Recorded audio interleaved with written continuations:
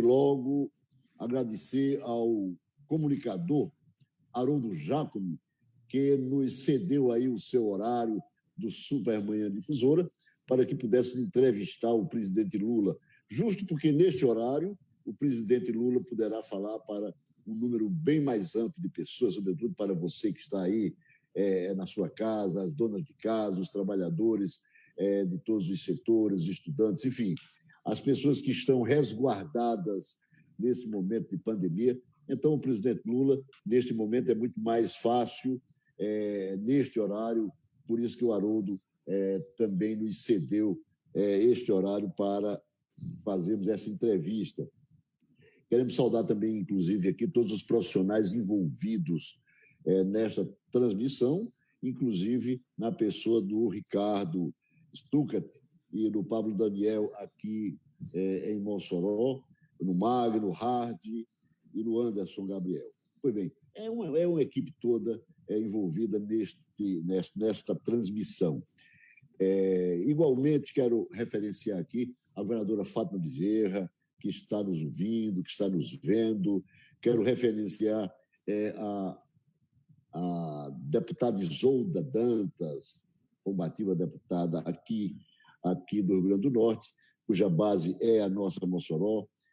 Enfim, quero cumprimentar o colega entrevistador também, neste momento, Wellington Moraes, e o nosso diretor de programação, Eberson Linhares. Por fim, e que não poderia ser diferente, quero aqui efusivamente cumprimentar o presidente Luiz Inácio Lula da Silva, hoje nosso convidado, está na nossa casa, mesmo que no meio virtual, mas o presidente Lula hoje está conosco. Para nós é uma grande honra poder entrevistá-lo neste momento. Pois bem, presidente Lula, muito bom dia, presidente Lula. A casa é sua. Bom dia, Paulo Linhares, bom dia, Wellington, bom dia, companheiro Haroldo Jacome, que cedeu o horário dele para vocês. Eu quero cumprimentar todos os ouvintes da emissora da Rádio Difusora de Mossoró, quero cumprimentar os funcionários da rádio, quero cumprimentar os ouvintes do programa de vocês, Supermanhã Difusora. Quero dizer, Linhares, do meu agradecimento. E eu queria começar expressando a minha solidariedade às vítimas do coronavírus, aos parentes das pessoas que já morreram. Quero cumprimentar a minha guerreira, a minha companheira Fátima Bezerra. Quero cumprimentar o companheiro João Paulo, nosso senador. Quero cumprimentar a nossa deputada Natália Bonavides. Quero cumprimentar a deputada estadual e pré-candidata a prefeita de Mossoró. Eu acabei de ver um vídeo da Isolda agora, maravilhoso vídeo. Parabéns, Isolda. O nosso deputado estadual, Francisco. E quero cumprimentar o meu querido companheiro desde 40 anos atrás, o companheiro mineiro.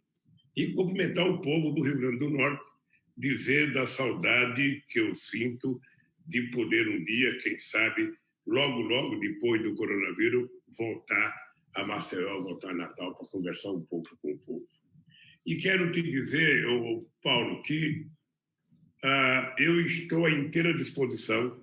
As entrevistas comigo não têm perguntas difíceis, vocês não têm que ter cerimônia, eu só quero que vocês tenham o respeito que eu vou ter por vocês, mas as perguntas vocês façam o que vocês quiserem, não tem pergunta ruim, não tem pergunta difícil, pode ter pergunta que eu não saiba responder, se eu não souber, eu peço ajuda para a Fátima, se ela estiver ouvindo, eu peço ajuda aos universitários.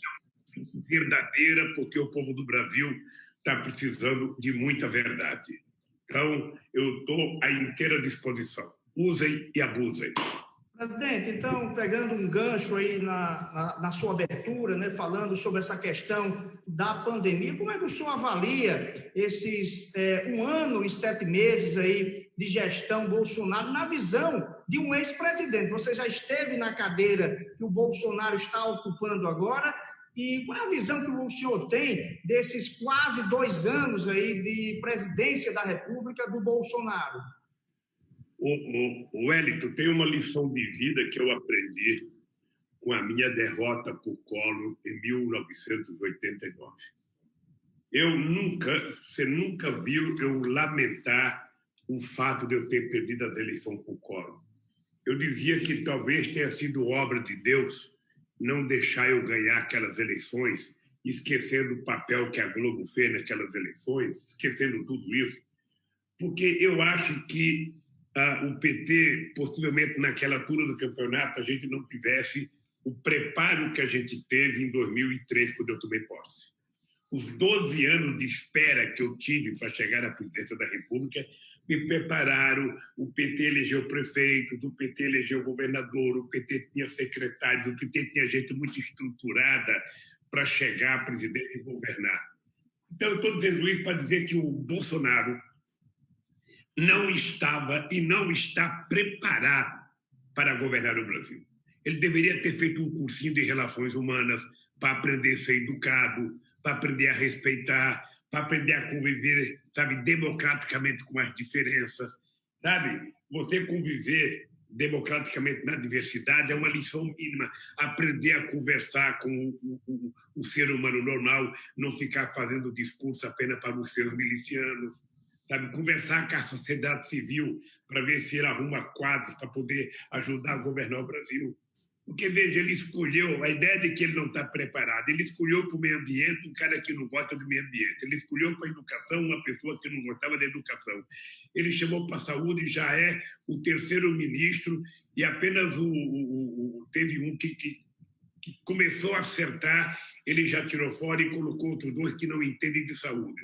Ele tem 3 mil militares trabalhando coisa que não é necessária, porque a sociedade civil tem gente muito preparada pelo Brasil. Ele colocou, sabe, pessoas para governar, sabe, totalmente incompetentes para governar. E ele fala com uma disfarçatez muito grande, que o pessoal técnico, ou seja, para governar você precisa técnico com competência política ou político com competência técnica. Você não pode achar que um técnico resolve o problema. Se fosse assim, você não precisava nem eleição. Você vai na universidade, escolhe os 50 melhores professores e coloca para dirigir um país, um estado, uma cidade, e não é assim. Ele não está preparado para cuidar do coronavírus. O coronavírus chegou aonde chegou, Wellington, por incompetência pura e simplesmente de fazer o que o bom senso indica para qualquer governador. O que faz o presidente da República? O presidente da República ele tem que ser o causador, o maestro da união, sabe, da harmonia entre os poderes.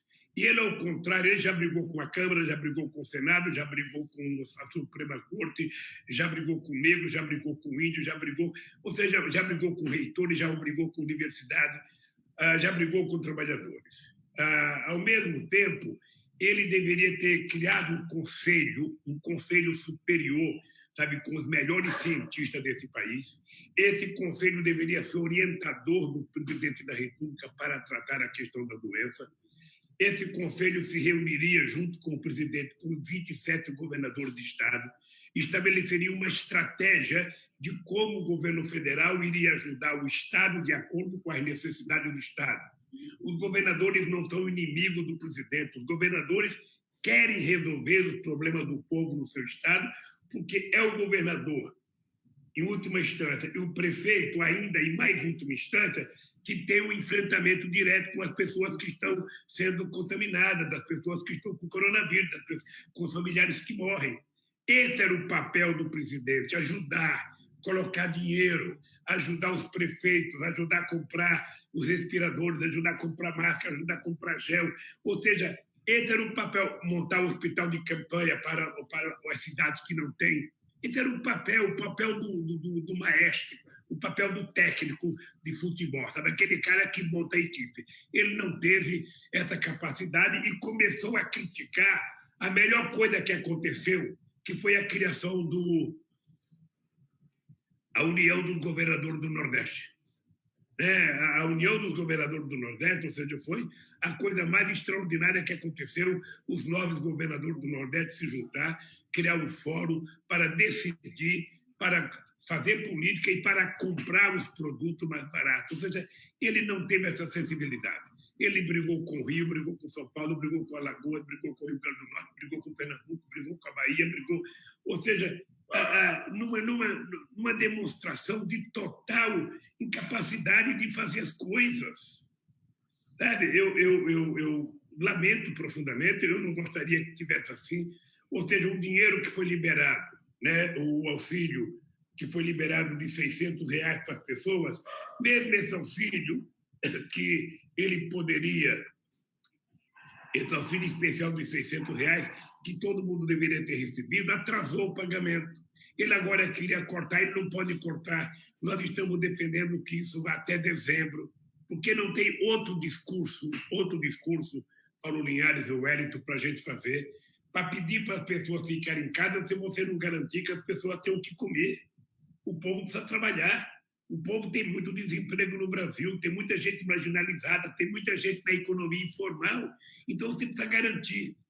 Sabe? Eu acho que ele brinca com o sentimento do povo, ele tem um discurso provocador, ele ouve muito o filho dele, ouve um pouco a sociedade brasileira, ele ofende negro, ofende índio, ofende reitor, ofende estudante, ou seja, é uma coisa mais ou menos de muita irresponsabilidade. Então, essa crise, que é uma crise grave, ninguém está culpando ele pela crise, a crise é da natureza, mas a gente está culpando é que ele não exerce o papel de alguém com a responsabilidade de cuidar dos 27 estados com a mesma clareza, nem perguntar de que partido é o governador, porque eu fui presidente 8 anos, eu nunca quis saber quem era o governador, de que partido que ele era. Eu queria saber se o estado precisava ou não daquilo que o governo federal ia fazer. Então, eu acho que nós estamos vivendo uma crise sanitária muito séria. Ele acabou com os médicos cubanos que estavam aqui, que atendiam um trabalho extraordinário, e vocês aí no Rio Grande do Norte são prova do trabalho que os médicos faziam. E essa crise sanitária ela é uma crise de total irresponsabilidade. O presidente da República tentar orientar a sociedade que remédio vai tomar. Ele agora disse que está com a coronavírus, confessou que deu positivo, e ele vai tomar um remédio que a ciência não manda tomar. Não tem um cientista, só a loucura dele e do Trump é que manda tomar esse remédio. Então, a crise tem responsabilidade na inércia e na incompetência que o presidente da República trata na sua relação com governadores e com prefeitos. É importante dizer para o presidente da República que os governadores de estado, seja de qualquer partido, de qualquer ideologia, e os prefeitos desse país, seja de qualquer partido também, de qualquer religião, eles foram eleitos pelo povo como presidente da República e, portanto, eles merecem respeito e merecem atenção do presidente da República. E depois, essa crise causou um desemprego muito grande. Né? Ela causou um desemprego muito grande.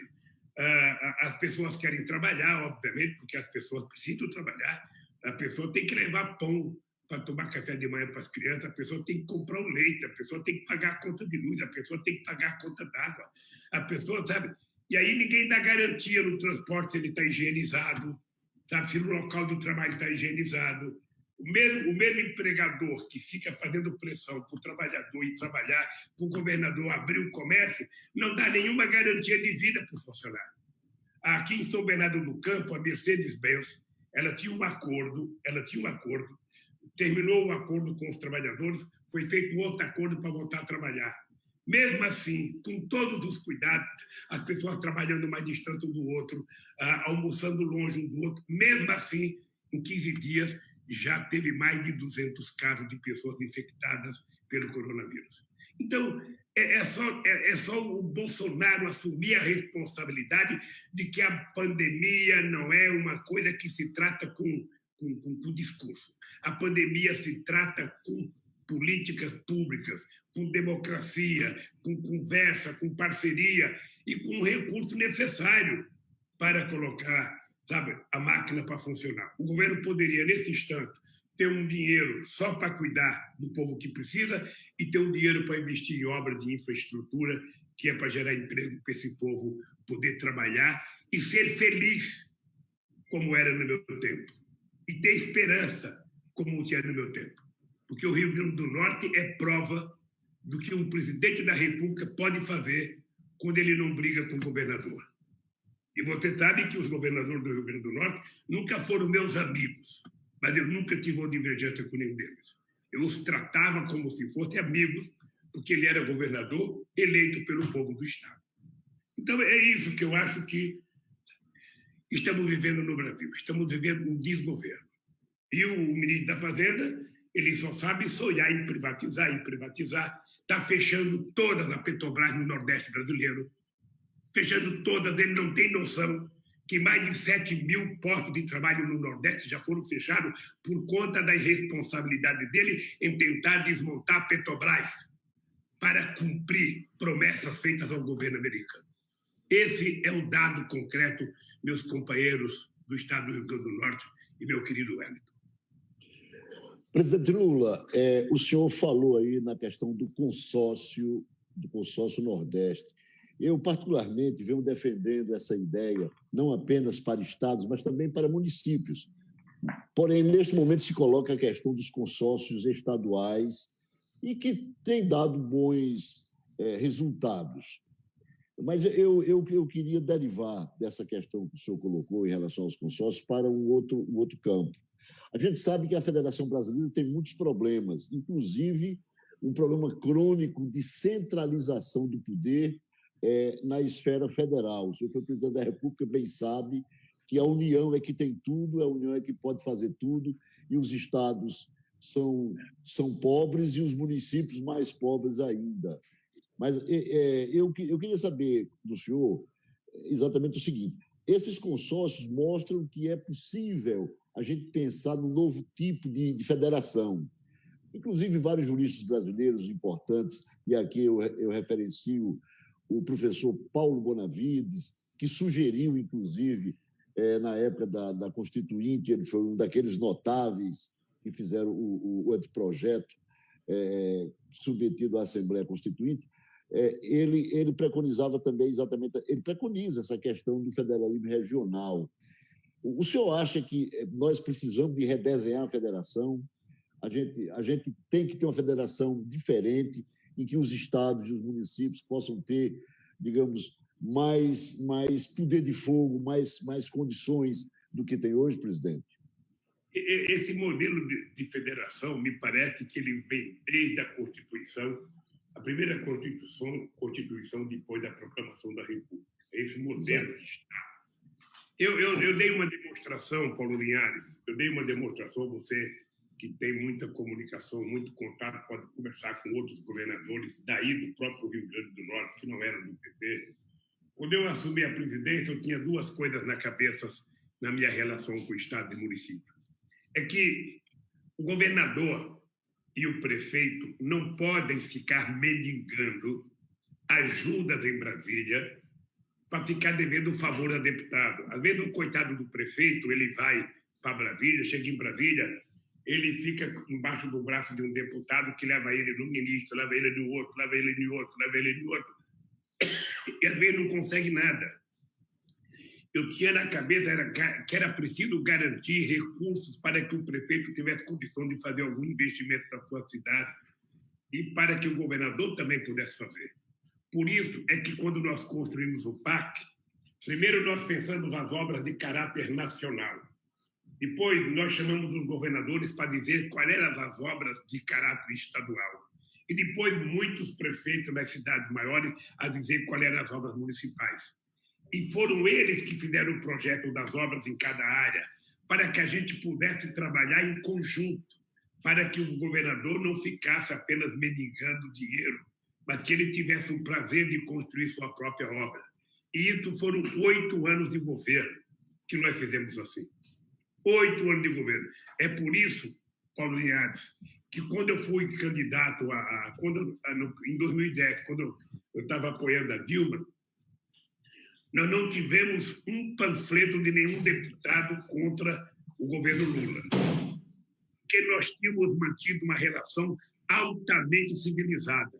Eu acho que o prefeito e o governador, eles precisam ter um pouco mais de liberdade para poder governar, para poder ter um pouco de dinheiro a mais. Por isso é que eu fazia empréstimo do BNDES para os governadores dos estados mais ricos e fazia obras nos estados com dinheiro do planejamento.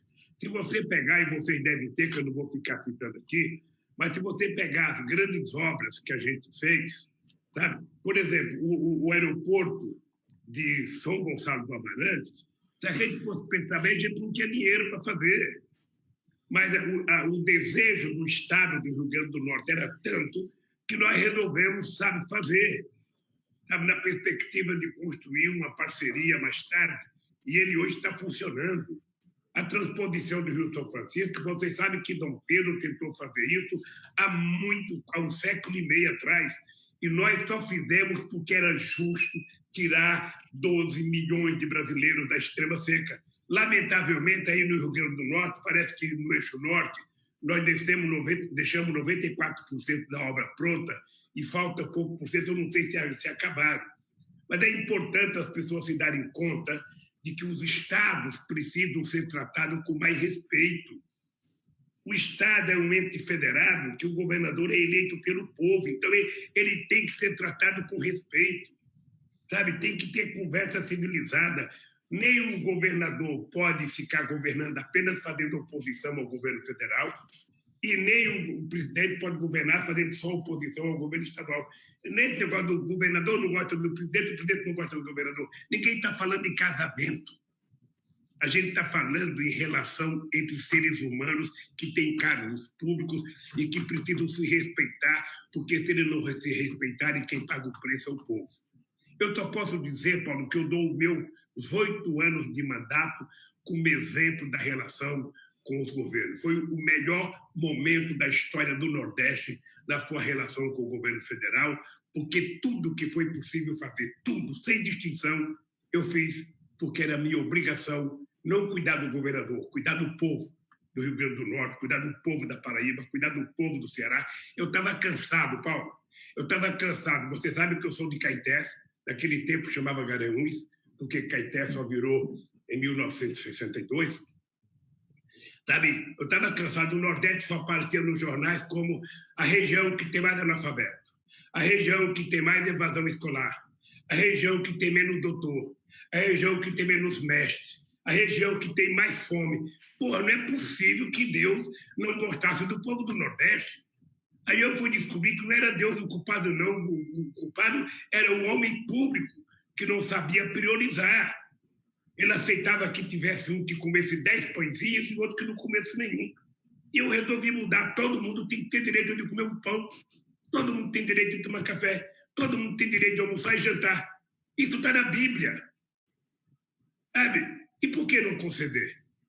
Quem é que disse que a seca era responsável pela fome? Quem é que disse? A seca, eu sempre disse, o Paulo Liade, a seca é um fenômeno da natureza.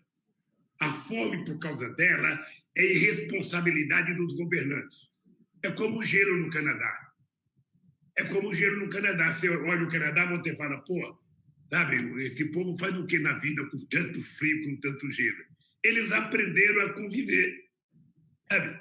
Eles sabem a hora que vai ter o gelo, eles trabalham muito mais no gelo, produto que tem que produzir, e depois eles vivem tranquilamente. E no Nordeste, a hora que a gente leva água para as pessoas beberem, para as pessoas plantarem pequenas coisas, você pode ficar certo que o nosso Nordeste, eu tenho orgulho, Paulo e Wellington, de, nos meus 8 anos de governo, a pesquisa mostrava o seguinte: o brasileiro era o povo mais feliz do mundo e era o povo que tinha mais esperança do mundo.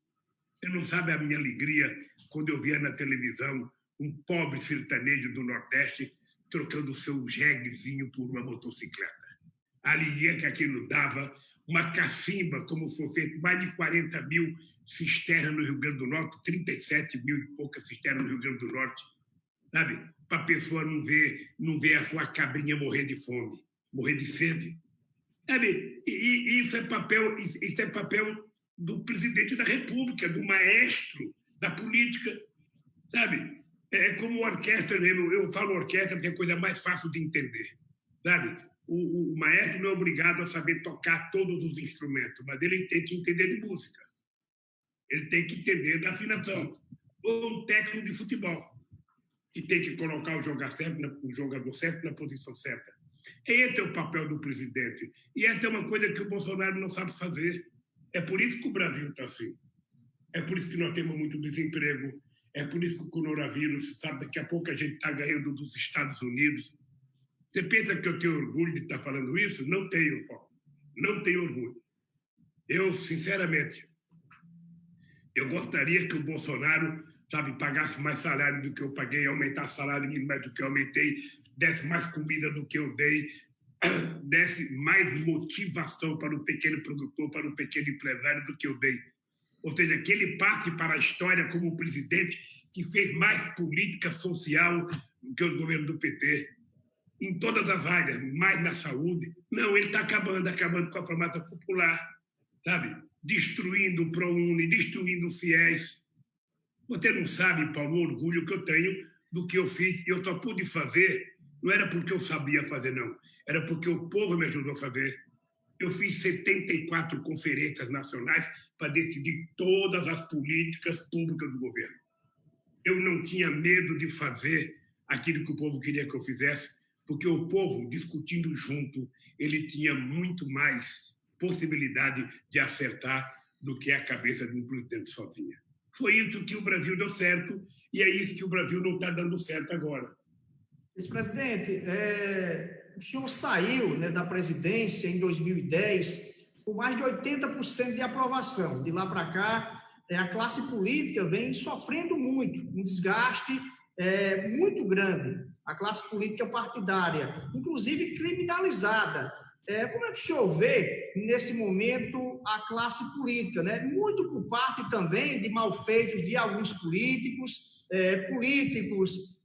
roubaram a nação, uns foram presos, outros não, mas o cidadão, né, o cidadão comum, e eu faço 2 programas aqui na Difusora, vem ficando a cada eleição mais descrente com a política, e com isso fica aparecendo, presidente, sempre aparecem novos atores políticos, novos, digamos assim, oportunistas, né, fazendo a mesma coisa que os políticos que sempre faziam, estão fazendo. Wellington, grave uma coisa que eu vou lhe falar, que é um exemplo histórico da humanidade. Toda vez que num país, num estado ou numa cidade, você começa a negar a política, dizendo que a política não presta, que nenhum político presta, que nenhum político é isso, que todo mundo é ladrão, que todo mundo é corrupto. Toda vez que você vê uma campanha dessa, você pode ter certeza que o resultado será pior. O que vem depois da política é pior. Porque os problemas do mundo serão resolvidos pela política. E aqui no Brasil, tá? Eu posso te dizer, eu não quero entrar muito nesse debate, porque dizem que eu brigo muito. Mas aqui no Brasil, a Lava Jato, que poderia ter sido um programa que pudesse efetivamente combater a corrupção, na verdade, ela resultou numa quadrilha do Ministério Público fazendo acordo. Você viu que outro Ministério Público tinha 500 milhões guardados. Aonde é que estava guardado esse dinheiro para dar para o governo, para tentar melhorar a imagem deles agora? Nós tivemos 4 anos a serviço, sabe, subordinado, tanto o juiz Moro quanto a Força-Tarefa de Curitiba, subordinado ao Departamento de Justiça dos Estados Unidos, que era preciso quebrar as empresas brasileiras, e que era preciso prender o Lula, porque o Lula não poderia ser candidato em 2018, era preciso tirar Dilma. É isso que aconteceu. Agora, eu sou favorável, Wellington, tudo que aconteceu nesse país para combater a corrupção foi feito no governo do PT. Pegue um advogado qualquer aí, não sei se o Paulo é advogado, okay? Pega advogado e diz, todos os mecanismos de proteção ao dinheiro público foi feito no nosso governo. A Polícia Federal quase que dobrou o número de funcionários, a Polícia Federal teve muito investimento na inteligência, o Ministério Público, eu adotei a autonomia do Ministério Público, indicando o primeiro da lista, ou seja, em tanto no meu governo quanto no da Dilma, ou seja, nós fortalecemos as instituições, A Controladoria Geral da República, que era nada quando eu entrei, nós transformamos num baita do ministério, capaz de fiscalizar cada ministro, sabe? E essas pessoas, então, a política foi destruída. Aí começa a aparecer os salvadores da pátria, né? O tenente, o cabo, o major, tudo aposentado, sabe? Salvador da pátria, estão aí. Aí aparece o cara dizendo que é preciso vender revólver, vender rifle, vender metralhadora, comprar bala. O povo não quer comprar bala, o povo quer comprar comida. O povo quer comprar livro. Você quer diminuir a violência no mundo? Dê livre, dê carteira de trabalho para as pessoas trabalharem, dê emprego, dê salário, dê seguridade social. Então, eu acho que a política hoje não está boa. Não está boa. O Congresso Nacional de hoje é muito pior do que o Congresso Nacional passado. E o passado era pior do que o outro. O doutor Ulisses Guimarães dizia sempre o seguinte: uma vez eu fui chamar um deputado de burro, aí o Ulisses Guimarães falou assim para mim: eu não aprendo uma lição. Burro é quem ficou de suplente.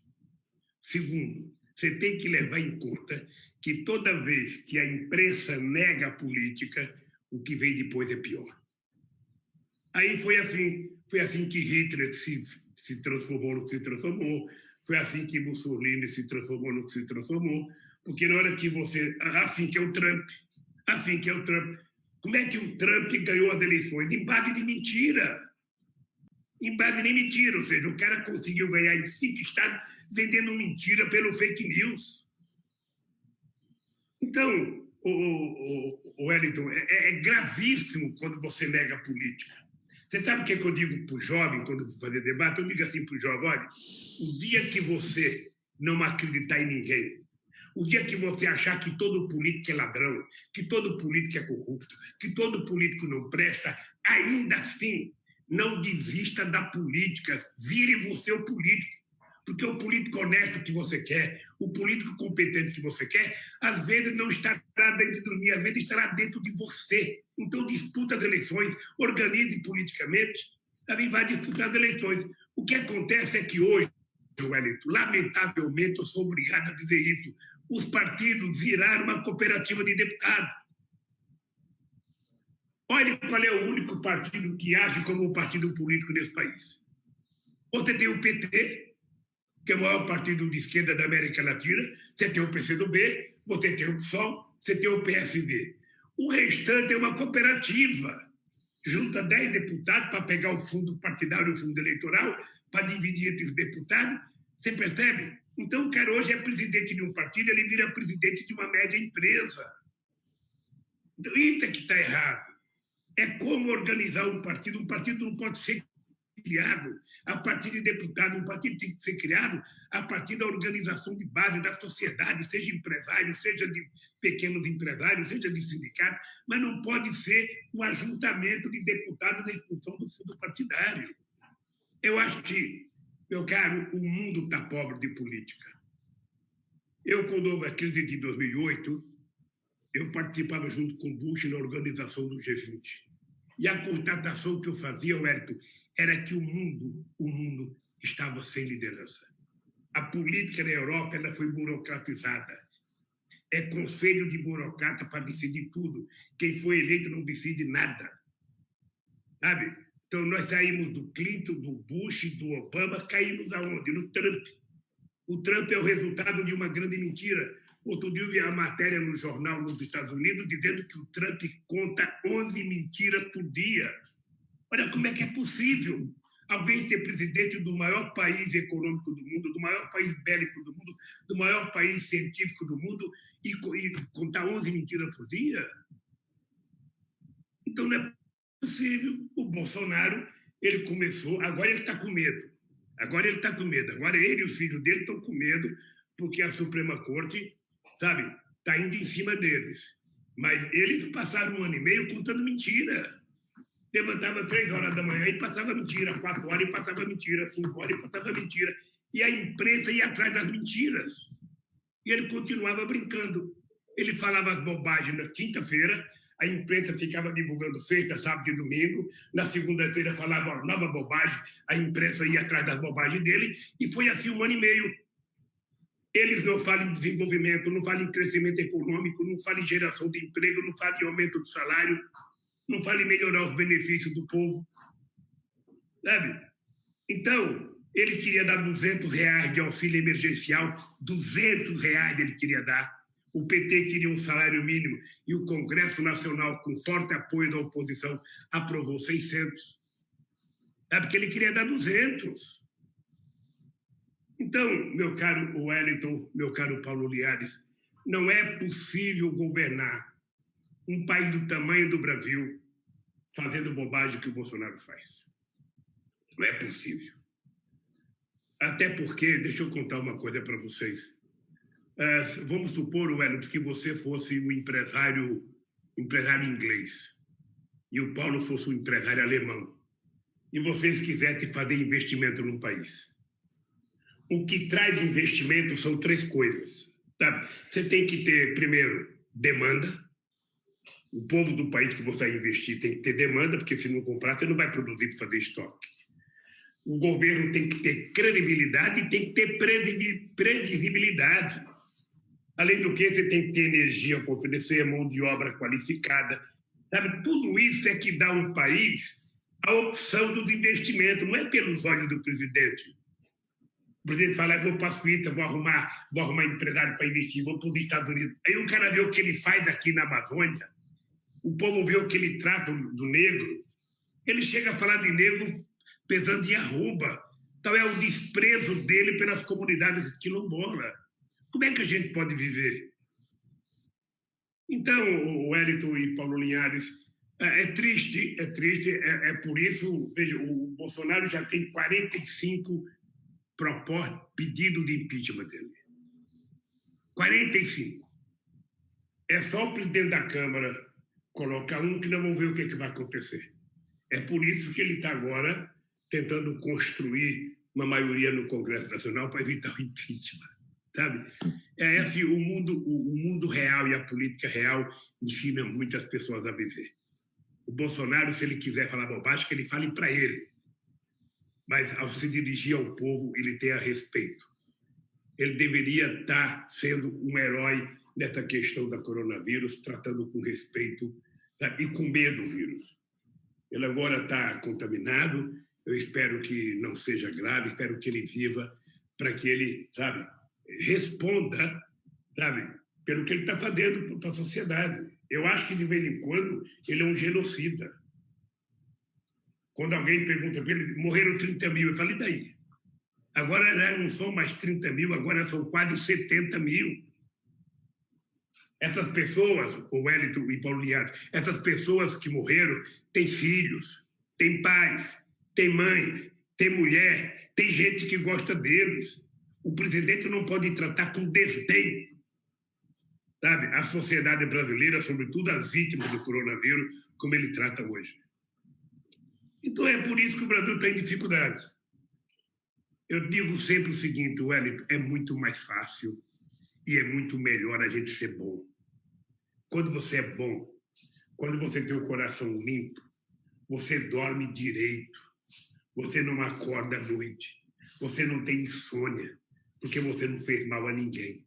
Quando você faz mal, você não dorme, você não come, você tem azia, você tem dor de estômago, você tem ânsia, você tem tudo, porque você não está bem com a sua consciência. Então, governar é a arte do bom senso. Senão você não governa. Presidente Lula, há cerca de 10 anos, mais um pouco, 12 anos, no fim do seu último governo, eu escrevi um artigo que teve uma certa repercussão aqui na província, e esse artigo era intitulado Os Juízes de Lula. A despeito de eu reconhecer que o senhor teve êxito, poucos presidentes na história republicana tiveram tantos êxitos, fizeram tanto quanto o senhor fez pelo seu povo, inclusive e sobretudo aqui na região nordestina. Isso aí é inegável. Até aqueles adversários seus mais a extrema-direita, até a direita e tal, reconhecem isso. Hoje a coisa está meio bagunçada, mas muitos reconhecem esse seu mérito. Agora, eu fiz esse artigo mostrando que o senhor cometia um erro enorme em colocar nos tribunais, e o senhor nomeou, eu acredito que entre os tribunais superiores e os tribunais intermediários, ou seja, na segunda instância do Poder Judiciário, o senhor deve ter nomeado mais de 100 juízes. E a gente percebe o seguinte, que, em grande parte, esses juízes foram pessoas extremamente conservadoras. Conservadoras, eu estou falando nem do ponto de vista da política partidária ou coisa parecida, mas do ponto de vista jurídico. São juízes que defendem, presidente, aquilo que nós chamamos no campo do direito de o direito penal do inimigo. São aqueles defensores de teorias desumanas do direito penal, por exemplo, e que dão aso a perseguições, sobretudo dos menos favorecidos. Aquela história que nós conhecemos dos 3 P's, que são sempre perseguidos pela estrutura de aplicação do direito no nosso país. Mas eu queria fazer uma pergunta específica ao senhor neste sentido. Essa verdade veio mais à tona quando o senhor, a exemplo do que pensa grande parte da imprensa mundial, de lideranças mundiais, de artistas do Brasil e do mundo inteiro, o senhor foi vítima de um processo, está sendo ainda, de perseguição política através do processo. Os americanos chamam isso de lawfare. O senhor tem sido vítima do tal do lawfare, né? Ou seja, uma perseguição política, porque, na verdade, a questão política, presidente, o senhor sabe bem melhor do que nós, a política é isso.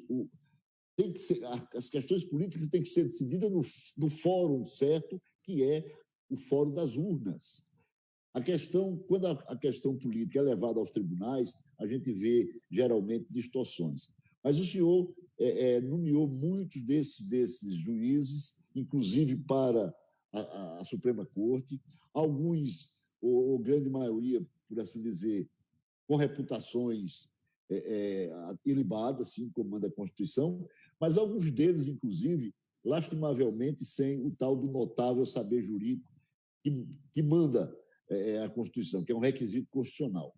Pois bem, o senhor se arrependeu, depois de tudo que fizeram com o senhor, que tem feito, com o seu partido, porque também colocar só o Sérgio Moro como o seu algoz, eu acho que é injusto.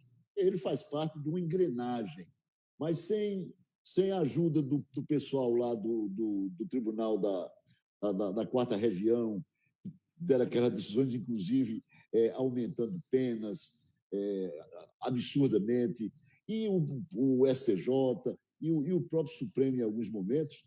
Tudo isso, todo esse mecanismo foi voltado para prender o Lula, para, no certo sentido, satanizar o partido do Lula. Inclusive, eu fiquei muito triste porque eu vi aqui não vou citar nomes, mas eu vi um desses juízes que o senhor nomeou, que talvez tenha sido seu amigo, não sei, mas ele foi exatamente quem cunhou a frase de que o PT que, na verdade, eu acho, e aqui coloco de maneira muito profissional isso, como estudioso da questão dos partidos políticos também, presidente, eu acho que é uma das maiores experiências de partido de massa que temos no mundo.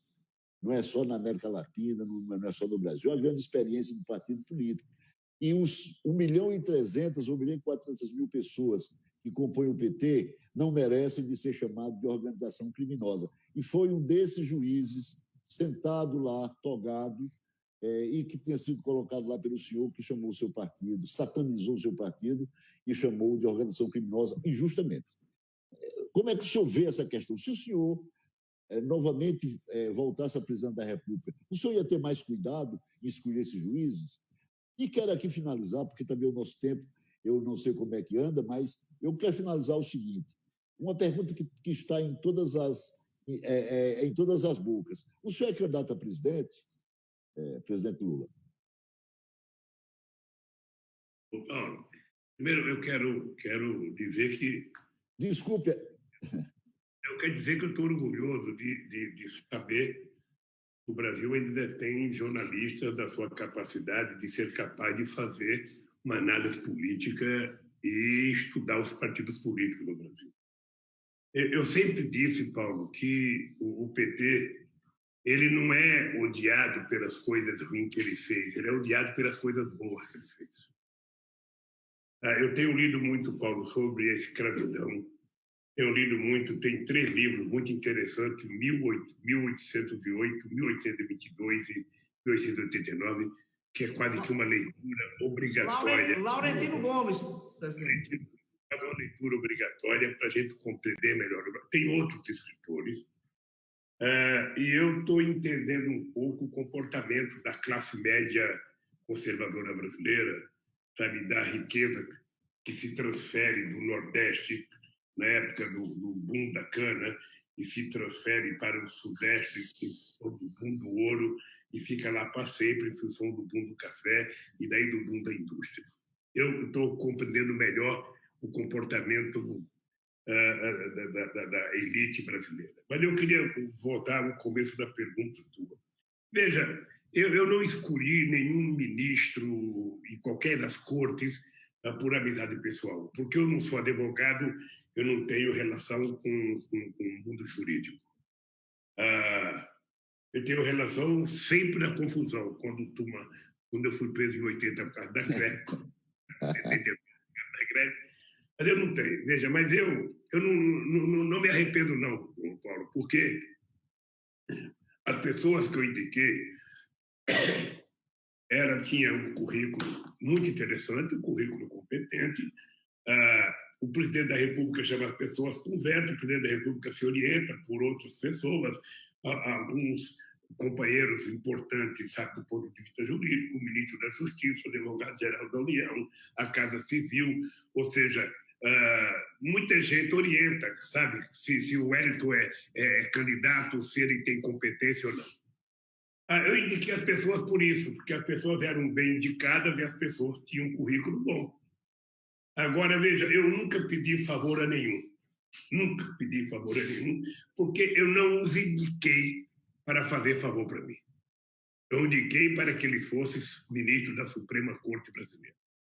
E nós tínhamos coisas importantes aprovadas. A questão da célula-tronco, a questão da Raposa Serra do Sol, a questão da União Civil, a questão das cotas, foram coisas importantes que foram votadas e aprovadas pela Suprema Corte. Eu jamais tive interferência em qualquer comportamento político dele. Eu, às vezes, acho um equívoco eles darem tanta entrevista como eles dão. Eu acho que o ministro da Suprema Corte deveria se precaver para falar apenas nos autos dos processos. Apenas isso. Às vezes você fica sabendo o voto do cara com 3 meses de antecedência. E o que é grave é que no Brasil, muitas vezes, o voto está subordinado à pressão da opinião pública. Sabe? E não é possível que a Suprema Corte possa se comportar, ou um outro tribunal qualquer, possa se comportar assim. Nós tivemos alguns momentos em que os movimentos de extrema-direita no Brasil faziam passeata na frente da casa de um ministro e ele votava de um jeito. Sabe? Eu vi uma fala ontem escrita do presidente Toffoli que me assustou o comportamento dele. Dizer que não pode colocar o habeas corpus que eu fiz contra o Moro porque pode dar muita confusão. Ora, essa não deve ser a cabeça do ministro da Suprema Corte. Sabe, nós estamos com um processo na Suprema Corte que já foi adiado contra o Dallagnol, que já foi adiado 40 vezes pelo Conselho Nacional do Ministério Público, já foi adiado 40 vezes. E o meu processo do TRF4 passou na frente de 1.700. Tinha 1.700 processos na frente do meu processo e eles pararam todos os outros para andar com o meu. Por quê? Porque era preciso me julgar antes da data eleitoral. Ou seja, não teria havido impeachment da Dilma se o Lula não existisse para ser presidente em 2018. Eu sempre acreditei, Paulo, que o objetivo do impeachment da Dilma era o Lula. Sempre acreditei. Tá? Sempre acreditei. E tinha muita gente que me dava conselho: Lula, viaja para outro país, vai para a embaixada. Eu falei: não, eu tenho 74 anos, rapaz, um nordestino que tem dignidade e caráter não vai se esconder, não. Eu vou ficar aqui porque o meu papel é provar que o Moro não é juiz, que o Moro é um farsante. No depoimento que eu fui fazer para o Moro, não sei se você acompanhou, Paulo, eu falei: Moro, você está condenado a me condenar, porque a mentira já foi tão longe que você não tem como voltar atrás. Esse Dallagnol, que é quem cunhou a ideia que eu era chefe de quadrilha, o processo da quadrilha foi derrotado na 12ª Vara Federal em Brasília. Faz 2 meses, acabou o processo. A 12ª Vara da Justiça Federal de Brasília acabou, disse que não teve chefe de quadrilha. E depois do Dallagnol apresentar todas as razões, ele cunha a frase genial: não me peçam provas, eu só tenho convicção. Um cidadão que faz isso, ele merecia ser exonerado no dia seguinte, a bem do serviço público. Então, eu vou te falar uma coisa, Paulo. Eu aprendi uma lição de vida. Tá? Quando você um dia for presidente, Paulo, e você tiver que indicar o ministro da Suprema Corte, não indique ninguém que não tenha biografia.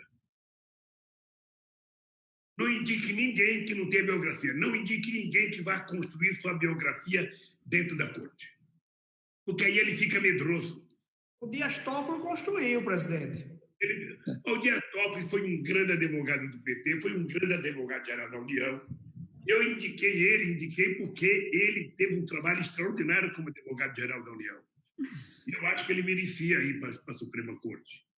Agora, veja, meu caro, ninguém, nenhuma mãe é capaz de dizer, quando ela pare um filho, o que aquele filho vai ser. Sabe, eu não peço favor. A única coisa que eu quero, pelo amor de Deus, é justiça. A única coisa que eu quero. Eu só quero ter o direito que eles leiam o meu processo. Não leiam as mentiras que o Moro escreveu. Não leiam as mentiras que o Dallagnol escreveu. Eu apresentei 83 defesas, testemunha de defesa. O Moro não levou em conta nenhuma. O Moro não aceitava a testemunha. Dependendo da testemunha, ele não aceitava. Porque ele estava compromissado a me denunciar.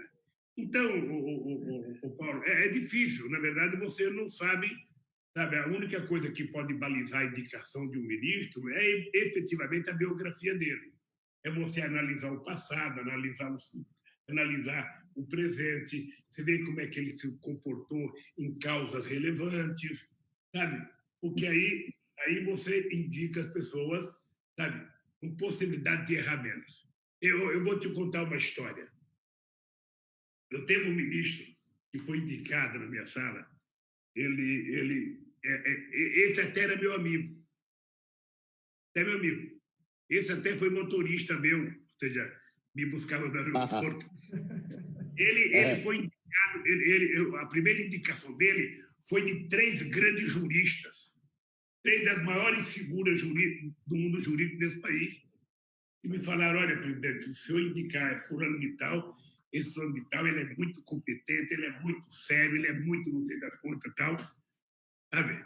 Eu consultei algumas pessoas, indiquei. Sabe? Ele não foi nada do que as pessoas falaram. Tá? Mas acontece. Mas eu te confesso que eu tenho uma coisa que baliza a minha vida, Paulo. Eu não indiquei ninguém que eu tivesse que pedir um favor para eles. Eu duvido que você encontre um prefeito que tenha um parente meu trabalhando, porque eu nunca pedi. Eu não quero ficar devendo um favor de pedir um emprego para uma pessoa. E também não quero indicar alguém para ficar dependendo de um favor. As pessoas têm que prestar contas à sua própria consciência. Tá? Eu aprendi por uma mulher analfabeta, Paulo, que é quem guia a minha vida, é o seguinte: dignidade e caráter a gente não compra em shopping, nem muito menos em free shop, a gente adquire no berço. E eu aprendi com a minha mãe: não baixe nunca a cabeça. Se você baixar a cabeça, eles colocam uma cancaia, você nunca mais levanta a cabeça. Então, é só ter orgulho do que você faz e vai em frente. E eu tenho muito orgulho. Eu não saí com 80%, eu saí com 87% de ótimo e bom, 10% de regular e 3% de empréstimo. Então, meu caro, eu sou grato porque Deus foi generoso comigo. Tirar um nordestino de Caetés, sabe, que veio comer pão pela primeira vez com 7 anos de idade, e levar ele à presidência da República desse país, com o apoio do povo brasileiro, sabe, foi a obra maior que eu poderia agradecer a Deus. Então, eu não tenho arrependimento, não tenho, Paulo. Eu queria votar em 2018 porque eu ia fazer mais coisa. Eu ia tratar mais do Nordeste, porque o Nordeste não nasceu para ser judiado. O povo do Nordeste não tem a culpa de ser pobre. Ele não tem a culpa, também ele não pode ser o mais atrasado. Na escola não pode ser o mais atrasado, na saúde não pode ser o mais atrasado nas coisas. Ele tem o mesmo direito que tem o maior rico de São Paulo. E é isso que eu tentei mostrar. Por isso é que eu tenho orgulho da quantidade de escolas técnicas que nós fizemos aqui no Rio Grande do Norte. Por isso é que eu tenho, sabe, orgulho da faculdade. Quando eu fui a Mossoró fazer, sabe, o lançamento da Universidade Federal lá, o que meus adversários diziam? O Lula veio aqui e construiu um muro, ele fez um muro. Vai agora ver um muro com 43 cursos. Vai ver um muro. Porque essa gente nunca, e mesmo os políticos do Nordeste nunca inventaram, nunca reivindicaram. Nunca reivindicaram uma escola técnica. Sabe? Uma guerreira como a Fátima é responsável pelas 23 escolas federais que nós fizemos aqui nesse estado.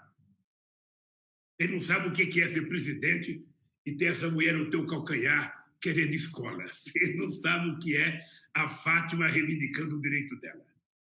Sabe? Então, por Deus do céu, o Périto e Pauliano, eu não tenho arrependimento das coisas que eu fiz, porque eu tinha liberdade para tomar minhas decisões. Errar, você erra porque é humano. Eu talvez tivesse feito mais coisas, eu talvez tivesse feito mais reforma agrária, talvez tivesse feito mais universidade, talvez tivesse feito mais escola técnica, talvez tivesse aumentado o salário mínimo mais. Eu acho que eu não fiz isso, sabe? Por isso que eu queria voltar. Mas eu estou tranquilo, Paulo, por isso que eu falo. Eu, sinceramente, Paulo, o Brasil não precisa que eu volte a ser presidente. Nós temos que indicar uma pessoa que gosta do Brasil, que gosta do povo brasileiro, uma pessoa que ame esse povo, sabe? E que governe para esse povo, que seja leal ao povo, sabe? Que não veja o pobre como um número, que veja o pobre como um ser humano. E é por isso que eu dizia, quando eu era presidente, Paulo, que eu queria governar como o coração de uma mãe. Porque uma mãe, se ela tiver 10 filhos e ela tiver um mais frágil, um que está debilitado, se ela tiver meio bife a mais, ela vai dar esse meio bife para aquele que está doente. Ela vai dar para aquele que está doente. Se ela tiver um copo de leite a mais, ela vai dar para aquele que está doente. O papel do governo é esse, governar para as pessoas que mais necessitam. Sabe, rico não precisa de dinheiro do governo, rico vai pegar em dólar, vai pegar em euro, vai pegar em franco suíço. Deixa o dinheiro do Banco do Brasil, da Caixa Econômica, para a gente ajudar as pessoas mais pobres. Para fazer crédito para o pequeno empresário do campo, pequeno comércio da cidade, pequeno empresário da cidade, ou seja, e para o povo que precisa. Essa gente não sabe, Paulo, o que é a fome. Essa gente não sabe o que é uma criança levantar com a barriga roncando e dormir com a barriga roncando. Essa gente tem desprezo quando vê um pobre na rua pedindo esmola, chama ele de vagabundo. Aliás, vagabundo é a palavra e o nome que a classe rica brasileira deu quando libertaram os escravos. Libertaram eles não tinham onde morar e não tinham trabalho, ficavam na rua perambulando. Aí foram chamados de vagabundo. E continua até hoje. Se passar em determinado carro na rua, você vai ver, se tiver uma pessoa negra pedindo uma esmola, o cara que está dentro do carro, Chicão, fala vagabundo, vai trabalhar, vagabundo. Sabe, essas pessoas não têm alma. Por isso é que eles preferem armas. Essas pessoas não têm coração. Por isso é que ele não enxerga o pobre. Então, eu acho que nós precisamos recuperar o Brasil para a democracia. Nós precisamos recuperar o Brasil. Presidente, Wellington.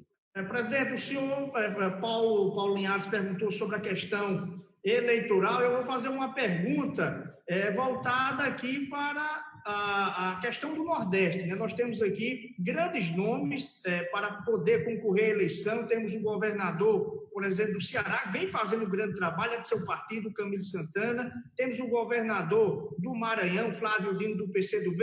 E temos também o Ciro Gomes, né? O Ciro Gomes, do PDT. Caso o passe para o segundo turno, Lula, você sobe no palanque de Ciro Gomes ou vai para Paris, Lula? Olha, você esqueceu o Rui Costa da Bahia, você esqueceu o Wellington, sabe, do Piauí. Dias, do Piauí.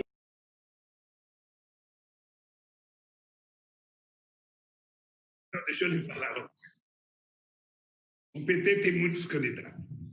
E eu acho que o Flávio Dino tem condições de ser candidato, é uma grande figura. Além de ser um grande quadro político, é uma figura honesta, muito digna, sabe? E está fazendo um bom trabalho. O Camilo é muito preparado, o Renan Filho é muito preparado, tem uma safra boa de governadores, sabe? E a direita também tem os dela. Veja, eu acho que em política a gente nunca diz não. Política, você... Sabe aquele ditado, você nunca cospe no prato que comeu? Isso vale para a política. O Ciro Gomes, ele está um pouco... Eu acho que ele está um pouco desavisado. Eu acho que ele deve estar em más companhias, porque ele foi eleito, ele foi candidato pelo PDT uma vez, ele brigou com o Brizola, depois ele foi candidato pelo PPS, não deu certo. Depois ele foi candidato em 2018, não deu certo, sabe? E ele está fazendo uma opção política. Ele acha que ser inimigo do PT, ele acha que falar mal do PT, ele acha que concordar com a extrema-direita do PT, ele vai ter voto. Ele não vai ter voto. Esse voto é da extrema-direita. E não adianta ele querer ser de extrema-direita, que o povo não acredita. Ele pode ser só de direita, mas não de extrema-direita. Então, eu lamento profundamente que na eleição de 2018, o companheiro Ciro Gomes, ao invés de ir para o segundo turno apoiar o Haddad, ele preferiu ir para Paris. É uma opção que ele fez. E você sabe que quem planta vento colhe tempestade. Então, ele não espera apoio do PT, porque ele não fez para merecer. Agora, se o Ciro não se comportar direitinho, sabe, ele vai ter menos voto do que teve agora. Ele quer agradar quem com esse discurso dele? Ele quer voltar para os braços do Tasso Gereissati? Ele quer pegar os eleitores do Alckmin, que quase subiram e foram para o Dória? O que ele quer? Sabe, eu acho que ele está equivocado. Eu te confesso, Wellington, eu não tenho bronca do Ciro. Eu sou grato pelo fato do Ciro ter trabalhado comigo um tempo. Eu não faço política com rancor.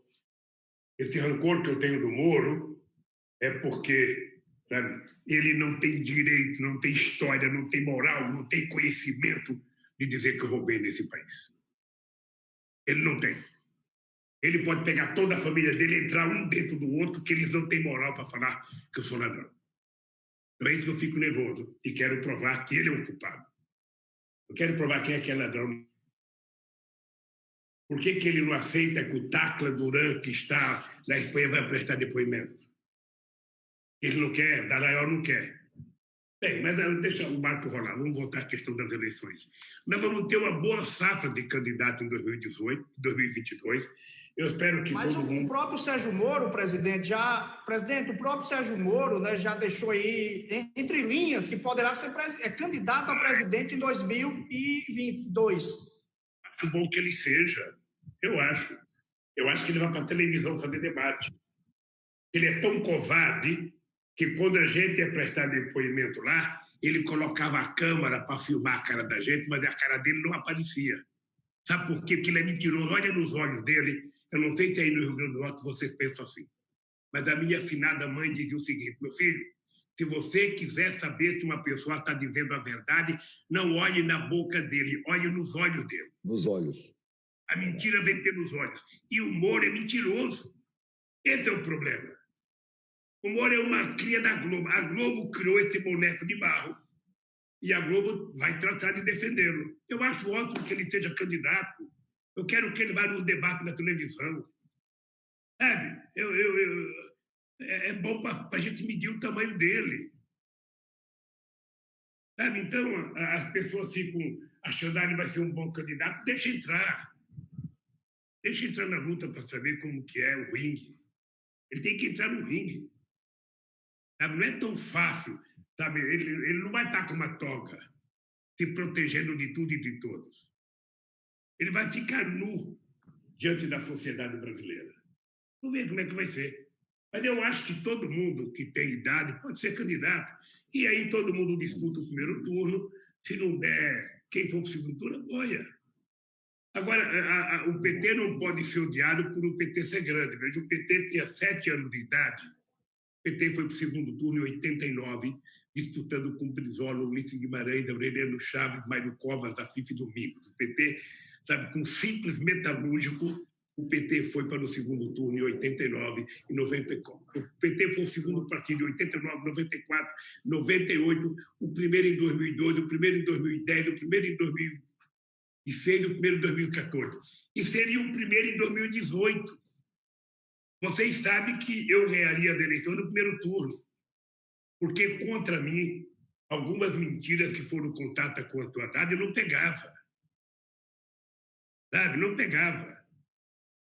Então, eu só fico pedindo a Deus que é o seguinte: eu não gosto de discutir eleição agora, viu, Everton? Porque o povo está numa pindaíba tão grande. Esse povo está passando tanta necessidade. É que está todo mundo, tem muita gente dentro de casa, sabe? Mas tem muita gente que levanta de manhã, não tem um pó de café para fazer café. Eu acho que é essa a nossa preocupação. Quando todo mundo estiver comendo, quando todo mundo estiver tomando água, quando todo mundo estiver comendo, todo mundo for dormir com a barriguinha cheia, as pessoas começam a pensar melhor. Aí as pessoas vão começar a descobrir que a loucura, que tudo do Bolsonaro se resolvia com arma, tudo era gesto de tiro, era gesto de tudo resolvia, não resolve. O que vai resolver o problema do Brasil é a educação, o trabalho e a renda das pessoas. As pessoas querem viver em paz. As pessoas querem ter amor pelo próximo. As pessoas querem ter o direito de trabalhar, de morar decentemente. Quantas casas foi feita aqui em Natal depois que nós deixamos a presidência? Quantas cisternas foi feita depois que nós deixamos a presidência? Você é prova, o Hélio e Paulo, de que tem mais gente pedindo esmola hoje do que tinha quando o PT estava no governo. Eu sinto orgulho que lá em São Paulo a gente não via mais criança de rua. Sabe? E agora voltou tudo. E voltou mais forte. Porque o pobre sempre foi desprezado nesse país. Sabe? Então, companheiros, você sabe por que eu acho que eu vou durar muito, Éder? Eu vou fazer 74 anos, dia 27 de outubro. Eu falo para as pessoas, não fiquem preocupados comigo, não. Porque eu tenho 74 anos, tenho energia de 30 e estou com tesão de 20. A política. Não pense que eu falo. Vai quebrar a cara. Porque eu tenho muita coisa para fazer nesse país ainda. E vou fazer. Presidente Lula, a Rádio Difusora de Mossoró e a Rádio FM Costa Branca agradecem a sua disponibilidade de estar conosco hoje, de conversar tão francamente. Gostaríamos de ficar mais tempo, mas a gente sabe que o senhor tem uma agenda, enfim. Queremos agradecer, queremos dizer para o senhor que esta casa estará sempre com as portas abertas para discutir esses temas importantes da nossa sociedade, do nosso país, e a gente sabe que o senhor tem ainda muito a ensinar, tem ainda muito a fazer pelo nosso povo, sobretudo pelo nosso povo mais sofrido. Muito obrigado, presidente Lula. Só para finalizar, minha avó tem mais de 90 anos, dona Neuza Linhares, está escutando agora, e se você não mandar esse alô, eu não almoço lá no domingo. E também mandar um grande abraço, viu, presidente? Mandar um grande abraço para Polar Pinto, é de Messias Tagino, uma cidade aqui do interior, ele é do seu partido há 32 anos. Se também eu não mandar esse alô, eu não ando mais lá em Messias Tagino, presidente. Eu estou mandando um alô para os dois, para sua avó, querido, para sua mãe, para sua tia, seu sobrinho, para sua sobrinha. Eu queria dar um recado, viu, Paulo, se você me permitir, 30 segundos. É o seguinte. Queria pedir para a companheira Fátima que, nesse momento difícil, Fátima, que você está vendo as pessoas morrerem aí no seu estado, não se desespere, Fátima. Não tenha medo da dificuldade, querida. Você é uma guerreira, você tem que enfrentar essas coisas conversando com o povo. Se pedir as coisas para o governo federal não der, continue pedindo, exigindo, protestando, denunciando, sabe? Porque você não tem culpa do atraso ao que o Rio Grande do Norte foi submetido durante muito tempo. Você não tem culpa de uma elite perversa que governou esse estado durante muito tempo. Então, sabe, seja serena, corajosa, firme, e em qualquer dificuldade, Fátima, vá conversar com o povo. Quando a gente não tem solução, quando a gente está meio desanimado, a gente conversa com o povo, a gente recupera oxigênio, coragem e força. Tá? Então, quero que você saiba que você conte comigo, o que eu puder fazer por você, apesar de não sair de casa, o que eu puder fazer por você, querido, eu estou à disposição, porque eu não esqueço nunca, Paulo, a minha primeira ida ao Rio Grande do Norte na campanha de 89, no segundo turno. Da hora que eu desci no aeroporto, a hora que eu cheguei no centro da cidade, a quantidade de gente naquela avenida do aeroporto da cidade, a quantidade de gente naquelas pinguelas, sabe? Era tanta gente que eu pensei que eu já tinha ganho as eleições. Então, eu sou muito agradecido ao povo do Rio Grande do Norte, de coração. Eu queria aqui dar um beijo em todo mundo, no coração de homem, de mulher, de quem gosta de mim, de quem não gosta, sabe? Eu estou numa idade que eu não tenho mais o direito de ter rancor com ninguém. Sabe? Eu já disse para vocês, é melhor a gente ser bom. Quando a gente é bom, a gente dorme melhor. Então, um grande abraço, obrigado pelo carinho, Paulo, obrigado, Reto, obrigado, Haroldo, Jacob, embora você não tenha participado do seu horário. E parabéns a todos os funcionários, sabe, da emissora difusora de Mossoró e das coligadas que transmitiram, e as internautas que nos acompanharam também. Tá? Porque eu estou está aqui falando para o Brasil inteiro. Wellington, você e o Paulo hoje estão falando com o Brasil inteiro. Até em São Bernardo, onde eu estou aqui. Um abraço no coração. Um abraço, amigo. Um abraço, presidente. Até mais. Muito bom. Ok?